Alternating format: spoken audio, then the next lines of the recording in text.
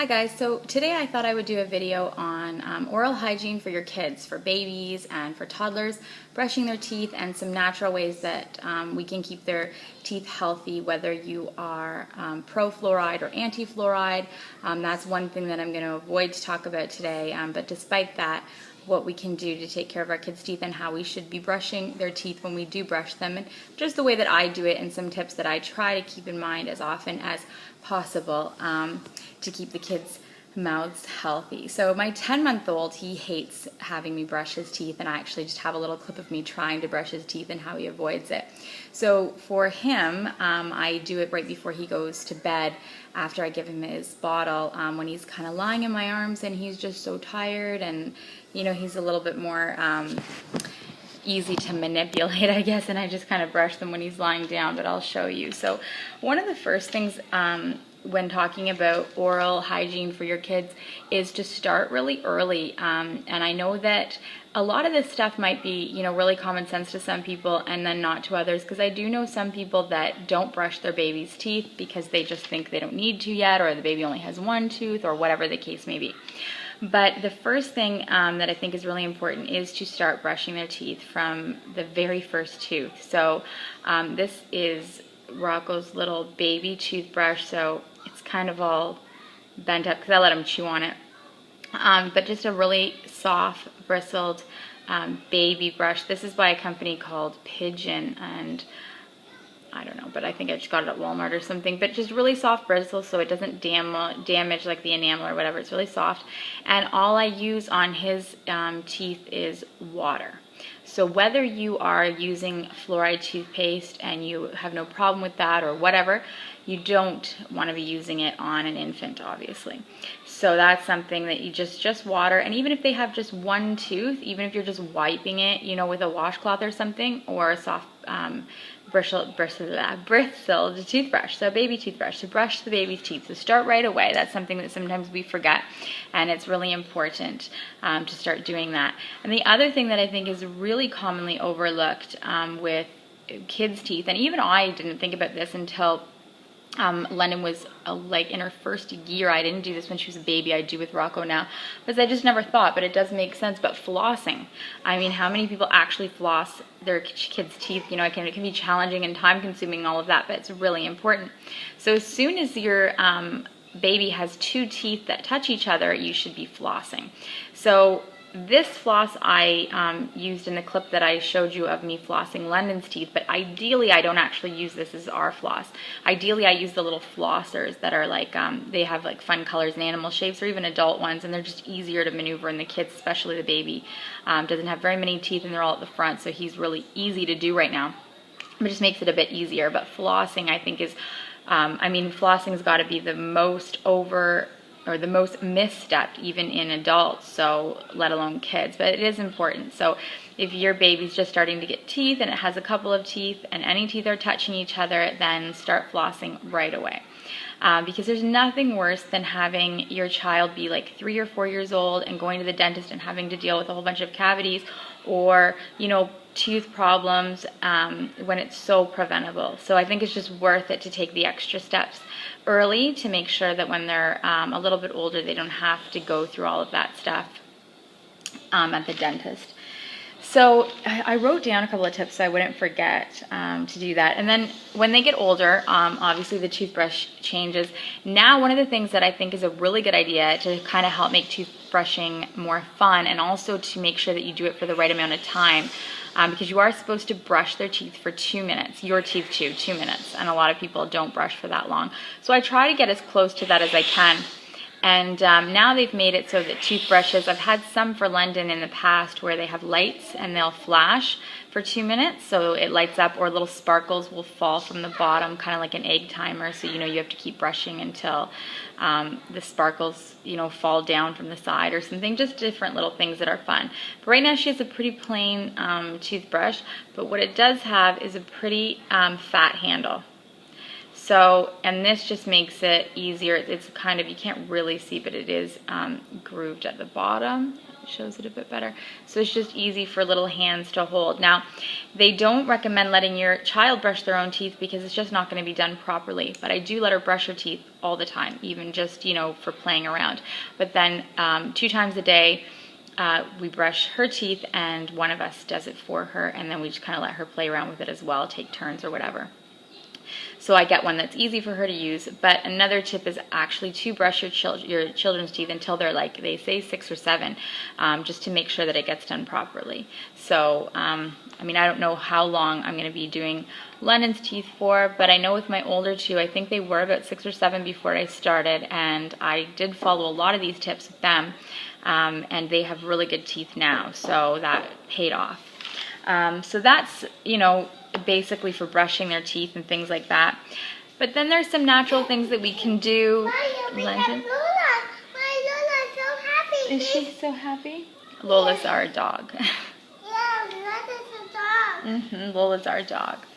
So the other thing that naturally, so whether you're, avoiding using fluoride or not, these are things that you can implement to help keep your kids' teeth healthy. Sorry, like I said, I wrote some stuff down so I wouldn't forget. But first of all, the main thing that they say is what's bad for the teeth is acid. So acid is like, the enemy, and so the good is we want anything that'll wash away the acid or neutralize it, right? Because that's what causes the cavities.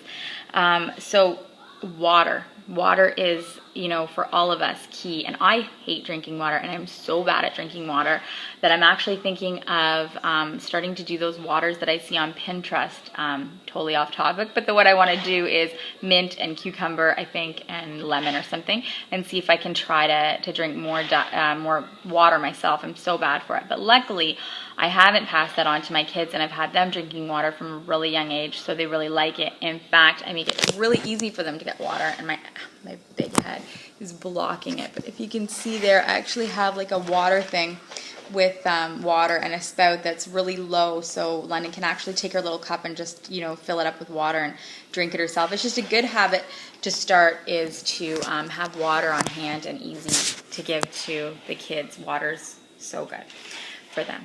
And for us, obviously. So, and then you want to avoid sugars, which is common sense, I know, but if you're going to avoid sugars, some are worse than others.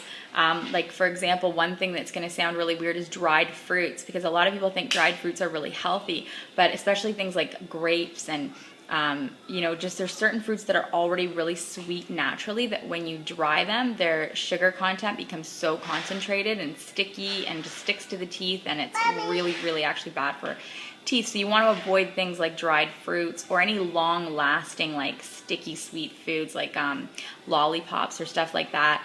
And obviously, I know there's actually some moms that are really good about this and really rigid, and I'm not one of them. I try to be as natural as I can and as healthy as I can, but I give my kids treats, and I give my daughter lollipops and things like that from time to time. But if you can brush their teeth right after, that's good, or at least have a bottle of water, something to help wash all that stuff away. You just do the best that you can, right? But just keep in mind when you're if you've got options for treats, to try to stay away from the ones that are long lasting and sticky, because they're worse. But sugars in general, even natural sugars are not so good. And then any foods that are high in fiber, because they naturally scrub the teeth for them. So that's why like apples are really, really great for kids. Or even like firm, crunchy vegetables like green beans or cauliflower. Once they get it to an age where they can eat that stuff, that's really good for their teeth, because it helps prevent the plaque buildup, and it naturally kind of polishes their teeth for them. So being with the summer right now, it's one of the things that I want to try to do with London is get her eating some, more fresh vegetables, go to the farmer's market and pick some things and have her try, some raw vegetables and stuff like that, have her eat some more raw vegetables. She loves cucumbers, which are high in water, which is really good. And I do wash them really well and leave the skin on, because I think that's good for her too. But I need to get her to eat some more stuff like raw cauliflower and things like that. And apples she likes. So apples are good if your kids will. And then they say cheese or dairy products like cheese is good because it stimulates saliva, which is obviously our first line of defense for cavities and things like that. So it's good. So they say like to offer your child a piece of cheese with their lunch or a snack, it's good. So London hates cheese, so she's a really picky eater, and I'm trying with her brother right now, who's 10 months old, now introducing him foods and stuff. I'm trying to be a little bit more persistent with things that he doesn't like, you know, offering them multiple times to just try to widen what he eats, and hopefully he'll like, you know, some more vegetables and maybe cheese and things like that. So yeah, but I always forget about the cheese one and the stimulating saliva, but that's a good one as well. So this video has gone a lot longer than I thought, and I just had to help my daughter because she just tangled her hands up in dental floss because I had it out for this video. Anyways, and I'm just going to insert the clips that I did of me brushing London's teeth. We didn't go through the full thing, and I did it sitting down at the table, whereas normally we do it in the bathroom. But anyways, in it I show you what they recommend as an ideal position for your child to be in, for you to brush their teeth for them, so you can get in and see all their teeth, which is just like with their head lying back, you know, in your arm or whatever. But if they don't want to, I know some kids don't like it, or whatever, you can get on your knees and do it, or just be as creative as you can, or whatever. However they let you brush, that, you know, something is better than nothing. But I do show you an ideal way. Okay, put your head back as if you're going to go to sleep, and open wide so I can see all those pearly whites. And we're going to get all the ones at the back, and all the ones up top. You can spit in your cup if you want to. And lay back again. And open wide. Good job. Brush, brush, brush. Brush, brush, brush. Brush, brush, brush. Spit into your cup if you want to, into this cup. Flossing is a little bit harder, and normally we use the little flossers, but we don't have any flossers today, so we're gonna do it with regular floss. Look at Mommy. Are you flossing? Open nice and wide. Look at Mommy. Let me have a turn, and let's get all your sugar butts out. Look up. Up just a little bit. Open wide. And let's get all those sugar bugs out. And then you just really gently make sure that you're going through and getting all the teeth and the molars and things like that. Now this takes me longer with her because, you know, she's 2.5 and doesn't want to sit there and let me go through her whole mouth. But with letting her play in between and then we get them done, it doesn't really take that long.